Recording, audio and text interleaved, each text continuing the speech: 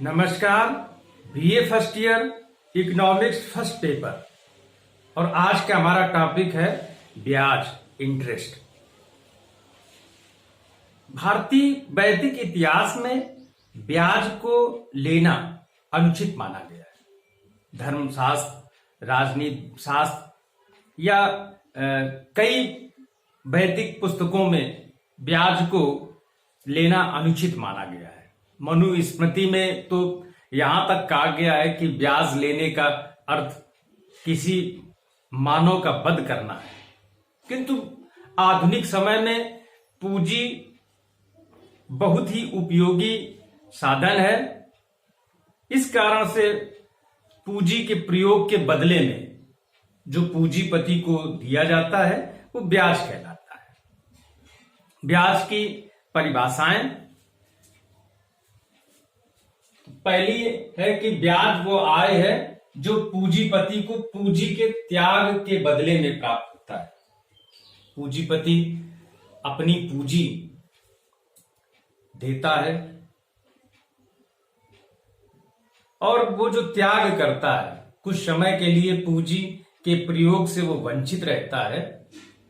तो ये जो प्रयोग से वंचित रहने का जो समय होता है, उस बीच की अवधि का जो होता है वो ब्याज कहलाता है। अगली परिभाषा है कि राष्ट्रीय आय से पूंजीपति को पूंजी के प्रयोग के बदले में जो भाग मिलता है। राष्ट्रीय आय से पूंजीपति को जो पूंजी के प्रयोग के बदले में जो भी हिस्सा प्राप्त होता है वो ब्याज कहलाता है। पूंजीपति अपनी पूंजी बैंक में भी यदि जमा करता है तो बैंक ब्याज के माध्यम से उसको वापस करते हैं, या किसी उद्यमी को या किसी निवेशक को यदि वो पूंजी प्रदान करते हैं तो उसके बदले में उसको जो प्राप्त होता है हिस्सा, अतिरिक्त मूलधन के अतिरिक्त जो भी उसे प्राप्त होता है वो ब्याज कहलाता है। इसी प्रकार से प्रोफेसर करवर ने परिभाषा दी है कि ब्याज वह आय है, कौन सी आय है, जो पूंजी के स्वामी को प्राप्त होती है। पूंजीपति पूंजी को ऋण को रूप में देता है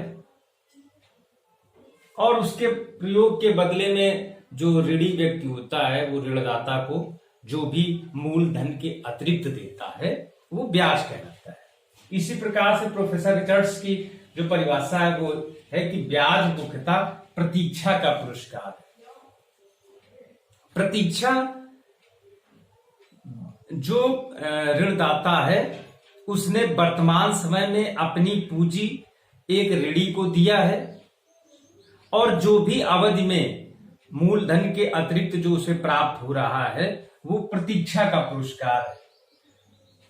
प्रयोग करने से वो वंचित हो गया, जो ऋणदाता है वो पूंजी के प्रयोग से वंचित रहता है और जब तक पूंजी उसके पास वापस नहीं आ जाती है तब तक वो उस पूंजी के प्रयोग से वंचित रहता है। इस कारण से वो पूंजी देना और फिर उसके बाद पूंजी की वापसी, ये जो इंतजार करता है, प्रतीक्षा करता है, उसी का पुरस्कार क्या है? ब्याज है। मूलधन के अतिरिक्त जो ऋणी दे रहा है वो प्रतीक्षा का पुरस्कार है, वही ब्याज है। अगली परिभाषा प्रोफेसर कीन्स की है और ब्याज निर्धारण में ब्याज के सिद्धांत में कीन्स का एक बहुत महत्वपूर्ण योगदान है, ब्याज का तरलता पसंद की सिद्धांत।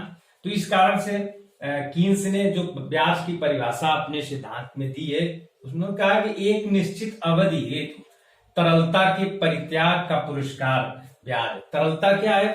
जो कैश लिक्विडिटी है, इसको तो ही हम यदि बैंक में भी हम यदि पैसा जमा करते हैं तो अपनी जेब से जो लिक्विडिटी है, नगदी है, तरलता है, उसको बैंक में जमा करते हैं। तो उसका जो हमने परित्याग किया है और फिर वापसी तक, एक बार यदि हमने बैंक में या ऋणी को दे दिया है अपनी तरलता, और जब हमें वापस मिलेगा आज के दिन से, और या हो सकता है 1 घंटे के लिए, अत्यल्प काल के लिए ही यदि हमने दिया है, तो जो 1 घंटे की अवधि है हम उसके जो हमारे पास जो पूंजी थी उसके प्रयोग से हम 1 घंटा वंचित रहे, तो यहां से जाना और वापसी में जो मूलधन आया उसके साथ में जो अतिरिक्त धन आया है वो क्या है, ब्याज है। और वो जो हमने तरलता परित्याग किया था उसी का पुरस्कार है कीन्स के अनुसार। फिर देखते हैं कि ब्याज के प्रकार। तो ब्याज दो प्रकार का होता है, शुद्ध ब्याज और शुद्ध ब्याज को ही वास्तविक ब्याज कहा गया है। शुद्ध ब्याज को ही वास्तविक ब्याज क्यों कहा गया, क्योंकि यही जो है यही हमें प्राप्त होता है, वो जो हमें मूलधन के अतिरिक्त जो भी धन प्राप्त होता है वो वास्तविक ब्याज कहलाता है। किंतु कुछ विद्वानों ने ब्याज की एक और प्रकार को निर्धारित किया है। चूंकि ब्याज जो पूंजीपति होता है जब वो पूंजी का त्याग करता है तो रिस्क उठाता है, जोखिम उठाता है। जोखिम ये उठाता है कि ये हमारा मूलधन हमें वापस मिलेगा या नहीं मिलेगा, ये रिस्क है। इसी प्रकार से वो जो जोखिम उठाया उसके बाद कुछ मानसिक तनाव भी रहता है। जब तक पूंजी उसको वापस नहीं मिल जाती है तब तक उस पूंजी के प्रति वो चिंतित रहता है। तो ये भी जो मानसिक तनाव मिलता है उसका। अच्छा, जब पूंजी हमने दे दी और फिर जब तक वापसी नहीं है, इस बीच में क्या होगा कि हमें कुछ और जरूरतें, हमारी आवश्यकताओं में कुछ वृद्धि हुई तो हम किसी भी प्रकार से मैनेज करते हैं। तो प्रबंध की असुविधाएं जो होती हैं उसका भी हमें पुरस्कार मिलना चाहिए। तो कुछ अर्थशास्त्रियों ने कहा, कुछ विद्वानों ने कहा कि जोखिम और जो प्रबंध है और ये मानसिक तनाव है इसका भी हमें पुरस्कार मिलना चाहिए। तो इस कारण से जिस ऋण में जोखिम अधिक होता है उसकी ब्याज दरें भी अधिक होती हैं। तो जो कुल ब्याज है वो शुद्ध ब्याज के अतिरिक्त जो धन मिलता है उसका योग कुल ब्याज है। जोखिम, प्रबंध व असुविधा के अतिरिक्त के लिए जो असुविधाएं हुई हैं उसके लिए जो हमें अतिरिक्त धन मिल रहा है उसको शुद्ध ब्याज का जो योग होता है वो कुल ब्याज होता है। ब्याज वर्तमान समय में एक बहुत ही महत्वपूर्ण तत्व है। चूंकि दो साधन, श्रम और पूंजी, ये एक दूसरे के प्रतिद्वंदी साधन है। और श्रम को जो हम प्रतिस्थापित करते हैं वो पूंजी के द्वारा प्रतिस्थापित करते हैं। वर्तमान समय में पूंजी का महत्व अधिक हो रहा है क्योंकि श्रम को पूंजी के द्वारा प्रतिस्थापित किया जा रहा है और नई नई तकनीकी, नए नए प्लांट जो लग रहे हैं वो पूंजी के द्वारा लग रहे हैं। तो पूंजी का महत्व दिन पर दिन बढ़ता जा रहा है।